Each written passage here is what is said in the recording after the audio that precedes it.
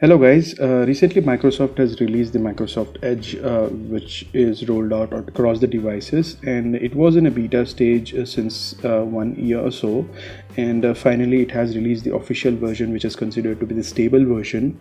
I have been using the beta versions for like 2-3 months now, and I'm really liking it, and it's mostly similar to the Chrome browser.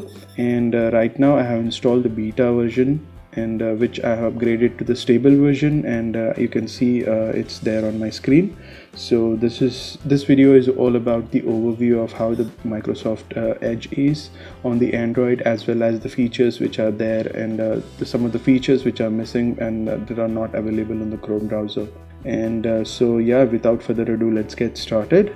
So initially, when you start off opening the Microsoft Edge, you will see this logo, which is the new design, and you will be asked to sign into your Microsoft Edge. So if you have a Microsoft account, then you can just go and sign in with your Microsoft account. If you are working, and if this Android phone is for a work, like your organization has given you as a complimentary, then you can sign in with your work ID as well. Or just in case if you just want to just skip and just use the features, then you can do it. So you can just tap on the skip and it will take you to the next. Here you have the option to share the info to your website info to the Microsoft. It's basically for personalization, so it's up to you whether you want to allow or not allow.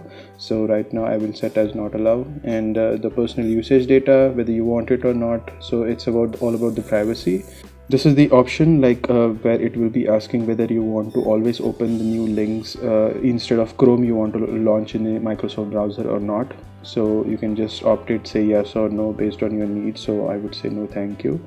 This is the home screen, which is very similar to the Chrome. If you haven't seen my video on the Chrome overview, you can watch it. I would leave that link in the information icon as well as the description below. So this is very similar to what we have in the Chrome. So here you have the URL bar where you can search, and it will typically search from the Bing, and then you have this top website links or the short links to the website that you have frequently visited. So since I'm using this for first time, these are not relevant to me. I mean, the most of them are the top sites, but it will be changed based on your search and usage of the Microsoft Edge. And here you can see there are some of the news articles which is powered by the Microsoft News. So you can just view these all things. And here you have the profile icon, which again asks you to sign in. If you have the sign in, then you can just go and tap on you can just sign out or do all the other stuff. Now these is the basic things.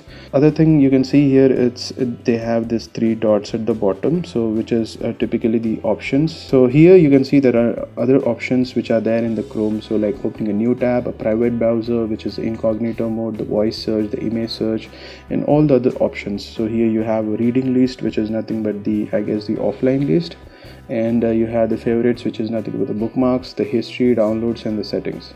So the settings I see there are mostly similar. The appearance which helps in switching to like more dark mode, and the reader's view, the home page is typically the tab, and the specific search engine. So if you can change from Bing to Yahoo or Google or DuckDuckGo, it's on you.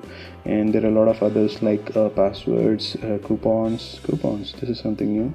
Okay, so it has the integration with the Honey, which is not available in the Chrome browser, and the news ratings, which I don't see in the Chrome browser. This is something new.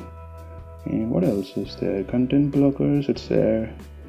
Login, sign in, privacy and security. So this are almost the same. Nothing new. Site permissions, this is like the allow, disallow, the JavaScript, the microphone access, all those things which are very much typical in the Chrome browser as well. And this is the set default browser and browsing options. Continue browser.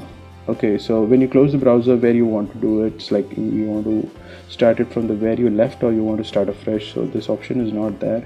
Using external apps. Okay, Okay, so it's basically says whether you want to launch the apps externally or you want to keep it in the browser. So yeah, this feature is also not available.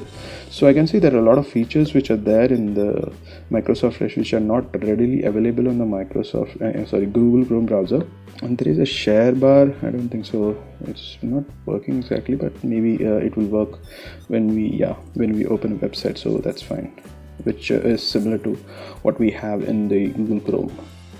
So yeah, that's the first thing. So here we have the forward and backward navigation, and the profile icon, like I mentioned, it's already there. This tab, okay, so this is now working.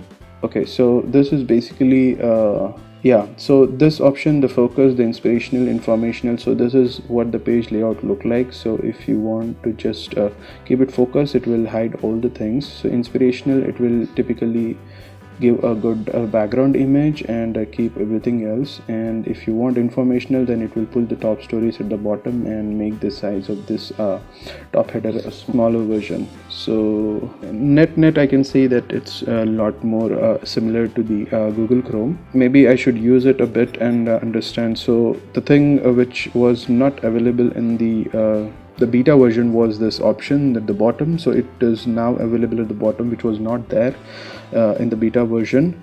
And the new tabs are there, so you can also switch to private tab, or you can also close your all the tabs, so those all options are there here. So yeah, this is pretty good, neat and clean. And like we have seen, there are some customization options like appearance. You can change it to the dark mode, light mode. I see some of the features missing here. Maybe I didn't notice, but the options which are available here are pretty much less compared to what we have in Google Chrome. But overall it satisfies the basic user needs. There are some hidden options maybe I need to explore much, but okay. For the first impressions, this look pretty good, pretty neat, and maybe some minor bugs here and there, which I think the Microsoft will take care in the coming months or weeks. So yeah, that's all in this video, guys. Let me know if you guys have any questions. This was the first impression of Microsoft Edge and the overview of what all options are there, and it's look pretty cool. And that's it. Thanks, guys. Cheers. Have a great day.